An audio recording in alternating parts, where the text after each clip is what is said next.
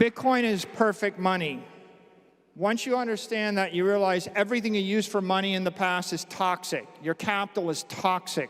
Your currency is toxic. You know, we've been living in a world where the doctors bleed you to death. We're living in a world where they inject garbage and sludge into your brains. You're living in a world where you're eating stuff which is poisonous, right? The cure is stop putting toxic stuff in your system. The orange pill is that cure. We need to spread that cure to the world. In this recent interview with Michael Saylor at Bitcoin Prague, we explore his insights into Bitcoin's remarkable growth, with the cryptocurrency having gone up 50% in value every year on average. Saylor attributes this consistent growth to Bitcoin's unique properties, such as its scarcity, durability, portability, and divisibility. He emphasizes that Bitcoin's fixed supply of 21 million coins makes it an attractive asset in an era of increasing money supply by central banks. At the time of this discussion, Bitcoin is around $64,000, with a 3% decrease in the last 24 hours and a 46% increase year-to-date, with over 19 million Bitcoins in circulation. Despite the ups and downs in its price, Saylor suggests that those without Bitcoin are unaware of the true nature of the world's financial system, akin to living in a matrix. He believes that Bitcoin is the key to unlocking the orange pill, a metaphor for realizing the truth about money and currency. Before we dive into this discussion, don't forget to like, subscribe, and share this channel. Now, let's hear more from Michael Saylor. Bitcoin's powered by chaos. When you take your money and you put it in a bank and you save it in a fiat currency, you're loaning your money to a country. When you take your money and you buy a stock, you're loaning your money to the management team of a company. When you take your money and you buy a building, you're loaning your money to the mayor of a city. When you take your money and you buy a piece of art, you're loaning your money and investing your money in a culture. When you actually buy Bitcoin, you're loaning your money to the lords of entropy. You're loaning your money to the gods of chaos. What's the bet? The bet is that chaos will outperform cities, companies, countries, cultures. It's a profound idea. I place you in Europe before World War II. I give you a lot of money, and I give you a choice. You can buy any piece of land in any country. You can buy any building. You can own any company in Europe. You can own art in Europe. You can invest in the currencies and the bonds of Europe. Imagine I give you a choice of buying any asset in any nation that's about to be a combatant in World War II, or you can own the one bank in Switzerland that's going to hold all the money of all the combatants. And you see, if you own that Swiss bank and everybody puts their money in the bank and the war comes, chaos comes. And the war is a metaphor for chaos and entropy accelerated in 4 years. What you realize is every building is risky. It may be blown up. Every company will probably collapse. Any piece of land may or may not have value. The rents and the rental contracts will probably be torn up. The currencies will all collapse. And in fact, the more chaos, the more destruction and devastation, the more valuable that one bank. In fact, if everybody puts their money in the bank and they all kill each other, the bank keeps the money. And it's a very profound idea. Are you in the business of benefiting from chaos, or are you in the business of attempting to stop it?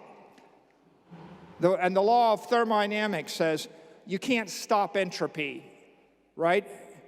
The more confused a government is, the more inefficient the mayor is, the more inefficient and competitive a corporation's market environment is, the more chaos and the more change in the culture, the worse all those other investments are, and the better the Bitcoin investment is.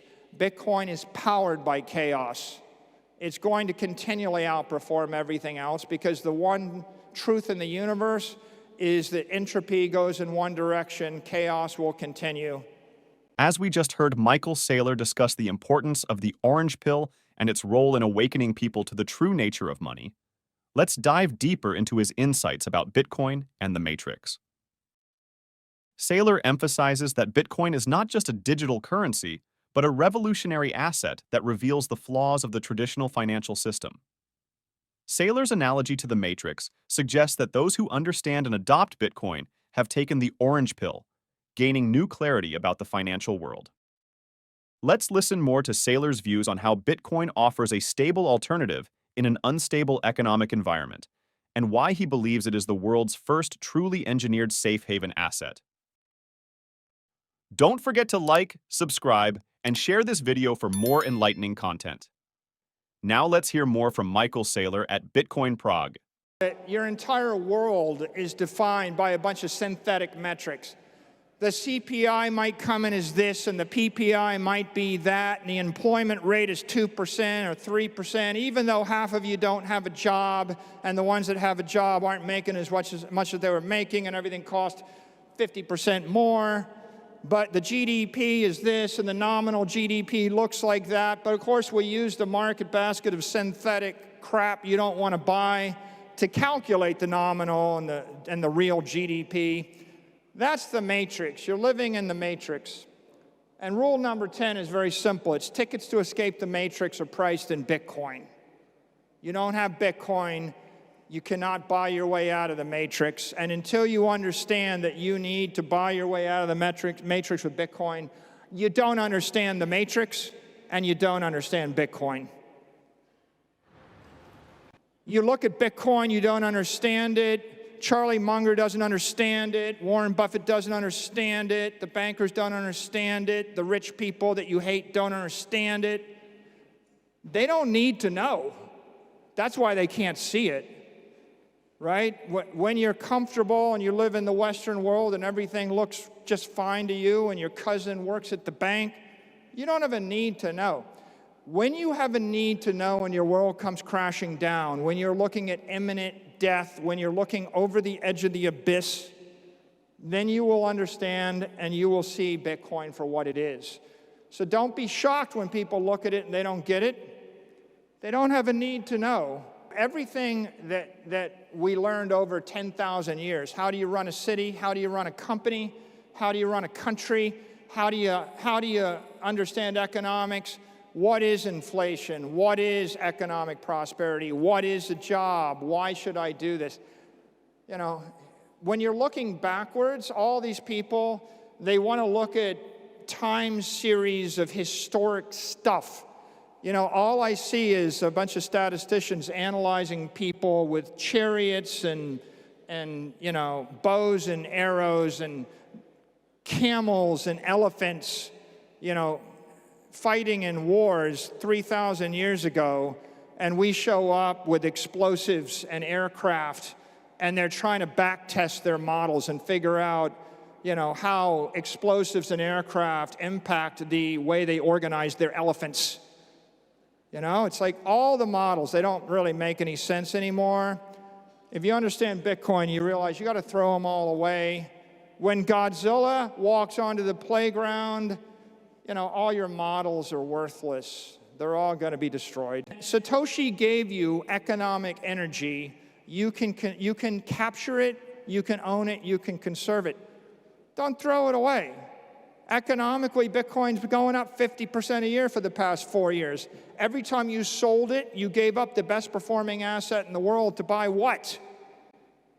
Diversification is selling the winner to buy the losers. When do you sell your Bitcoin?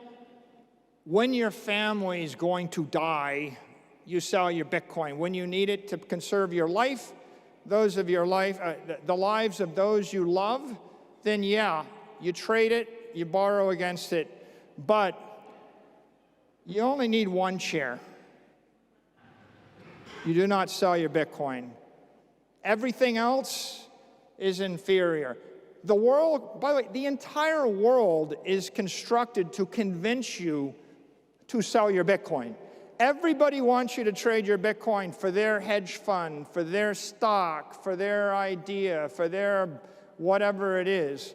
And you just have to keep in mind that, like, no one is getting rich by telling you not to give them your money.